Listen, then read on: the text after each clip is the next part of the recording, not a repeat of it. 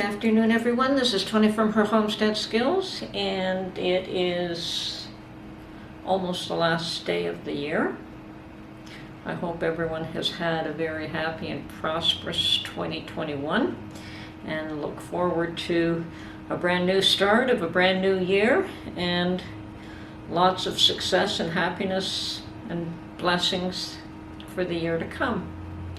I hope that everyone also has had a wonderful Christmas. I know I've had too much food, too many sweets, and now I've got to probably work a bit on cutting that back and trying to get the waistline under control. I've been struggling with that one for a year or two at this point, and if I don't get it under control now, I probably never will. So anyway, working on that. So no more baking for a while. And in spite of how there are just so many ugly predictions for a long, dark, cold winter, well, in Ontario we always have a long, dark, cold winter, so it's nothing new here. I understand that the implications for the current issues are new. It's not something that we've dealt with in probably our lifetime, but always something to overcome, always something to strive to get beyond and get past and succeed.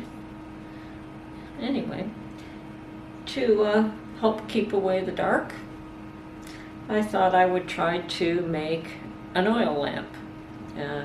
I definitely have, more than enough lamps that I purchased from the thrift store, and Mark has his propane lamp that he likes to pull out whenever the power goes out. And I certainly have lots of candles, but I've heard that you can make lamps from olive oil. So I thought, so what if you didn't have lamps? What if you didn't have flashlights? What if you didn't have candles at the ready? You have a little bit of wire, a string. We all have mason jars, but any old jar will do. And can you concoct, and of course olive oil. Olive oil is great for an oil lamp. Apparently if you knock it over it just goes out, so it's not dangerous in that sense, which is nice. Anyway, I thought I would concoct it, and I succeeded. There is my attempt, and it works. And now I just will show you how I did this, and certainly I'm no expert, and I struggled with it a little bit, as you'll see, and I put it in a clear mason jar just so that you can see that it definitely works. On the other hand, if you even get the mason jars with the handles, you know, I think you can find, I've seen them at the thrift stores and I have never bothered with them, but the ones that, you know, have a handle on so you could use them for drinking, they would probably be ideal for this as well. Anyway, let me show you what I've done. Okay, so today I am going to try to make an olive oil lamp. Now, I've never made one of these in the past, so this will be a learning experience for me as well. Okay, so the first thing we want to do is start with some reasonably heavy gauge wire. It's not heavy actually, it's fairly light, but you want it so that it will hold up on its own. And I'm going to try and straighten this out just a bit.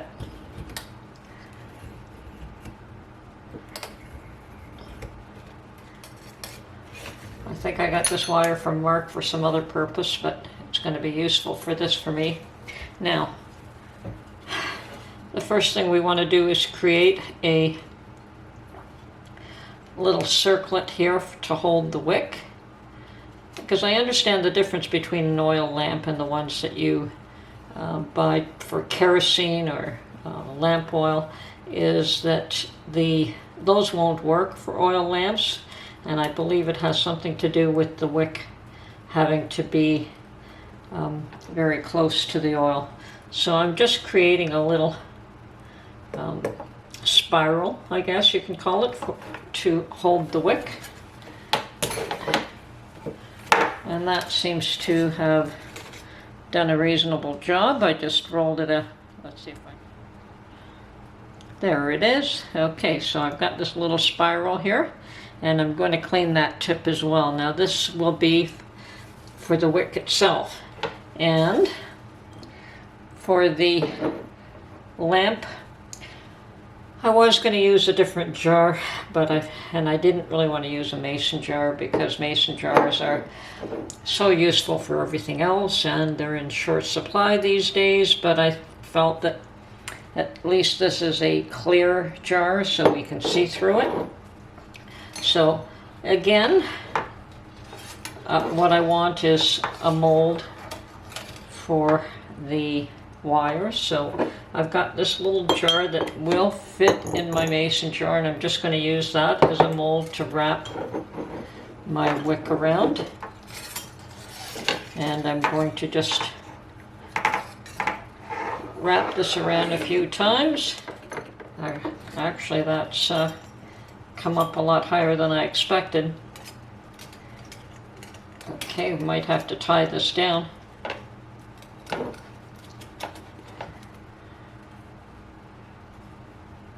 Or not use as much wire.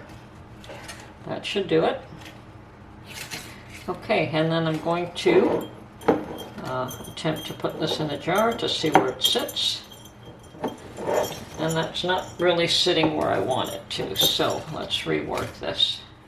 I'm going to wrap that around to keep that down below where I want it. Okay, that should do it.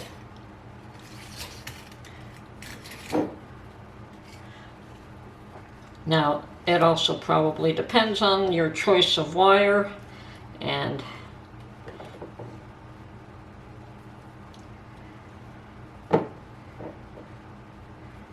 everything else that you're doing. Okay, so we also want to, there we go. So I can bend that in and get it into the bottom of my jar, and you can see that.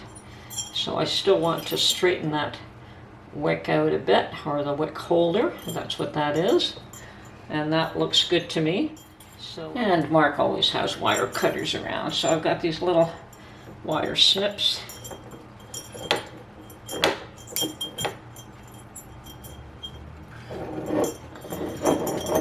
Okay, you would have thought that this would do it. Wrong tool. Okay, go back for something else. Those ones worked. I guess the other ones were worn out. Okay, so now I have,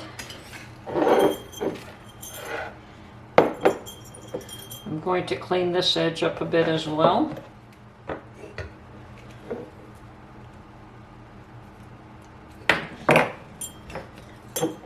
And cut off any sharp ends.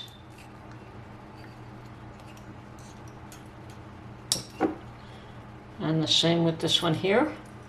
I'll cut off the sharp end.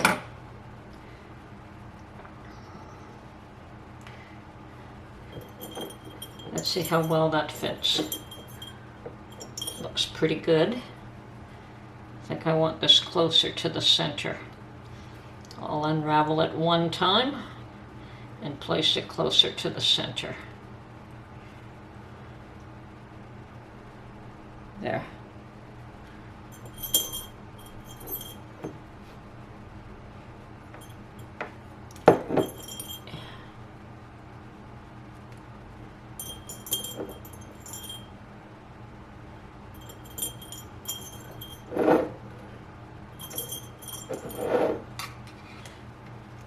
And I want it to sit pretty flat, so I will work on it until it sits a bit flat here. Okay, I think I'm happy with that. Now, I don't know if this will work as a wick, but this is what I'm going to try to use.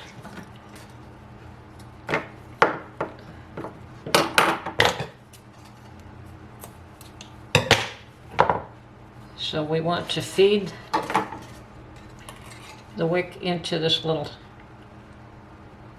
circlet that we made.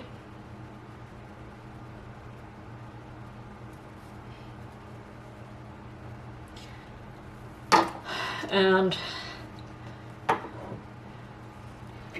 we also want to just compress this just a little bit, the top one, so that the wick is held in place.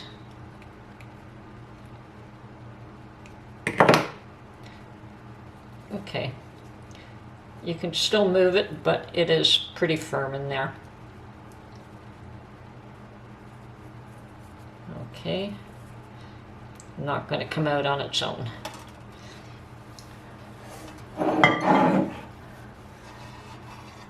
Okay, so that's all there is to it. You're really basically just making a wire holder for your wick, placing it inside a jar of your choice, and adding olive oil. Now you could also add a drop of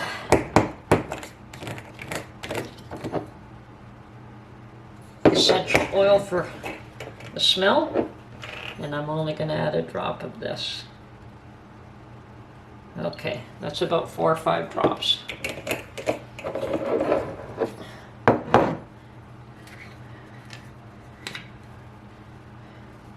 And then we fill this up with our oil.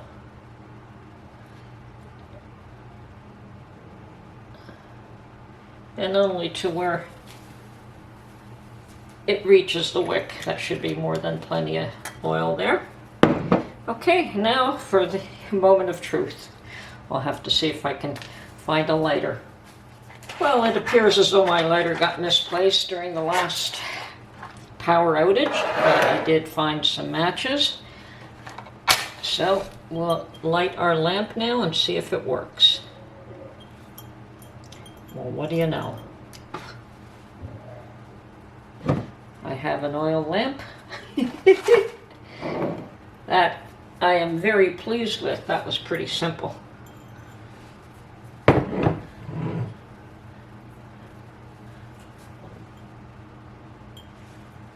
And I suspect if the wick is too long, it'll blow down. Okay, and we're in quite a bit of light here. Let's see if I could turn off all the lights.